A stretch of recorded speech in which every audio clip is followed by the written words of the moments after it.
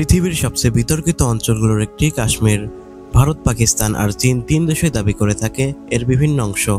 কিন্তু কেন এই দ্বন্দ্ব শুরু হলো আর এখনও কেন শেষ হয়নি, সেই নিয়ে বিস্তারিত থাকবে আজকের এই পর্বে। আপনি যদি চ্যানেলে নতুন হয়ে থাকেন তাহলে অবশ্যই সাবস্ক্রাইব করে বেল আইকনটিতে ক্লিক করুন।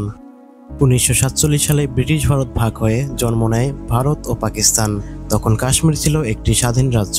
শাসক হরি সিং চেয়েছিলেন স্বাধীন থাকতে, কিন্তু পাকিস্তানের পক্ষে উপজাতি সেনারা আক্রমণ করলে হরি সিং ভারতের সঙ্গে যুক্ত হওয়ার সিদ্ধান্ত নেন। এর ফলে শুরু হয় প্রথম ভারত পাকিস্তান যুদ্ধ।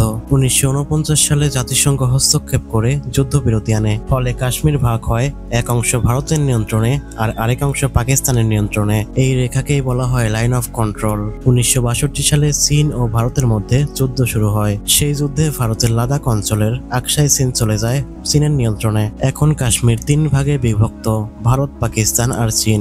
আজও কাশ্মীর নিয়ে দ্বন্দ্ব শেষ হয়নি। ভারত বলে কাশ্মীর তাদের অবিচ্ছেদ্য অংশ, পাকিস্তান বলে কাশ্মীরিদের আত্মনিয়ন্ত্রণের অধিকার দিতে হবে, আর চীন তার দখলকৃত অঞ্চল ছাড়তে নারাজ।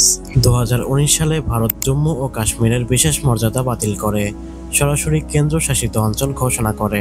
এতে উত্তেজনা আরও বেড়ে যায়। সীমান্তে নিয়মিত সংঘর্ষ, রাজনৈতিক চাপ আর জনগণের ভোগান্তি, সব মিলিয়ে কাশ্মীর আজও বিশ্বের সবচেয়ে জটিল ভূ রাজনৈতিক সংকট। কাশ্মীর এক টুকরো ভূমি, কিন্তু তিন দেশের লড়াইয়ের কেন্দ্রবিন্দু। 75 বছরেরও বেশি সময় ধরে এই দ্বন্দ্ব চলছে, এখনো শেষ হওয়ার কোনো লক্ষণ নেই। আপনার মতে কাশ্মীরের সমাধান কি হতে পারে? জানিয়ে দিন কমেন্ট বক্সে।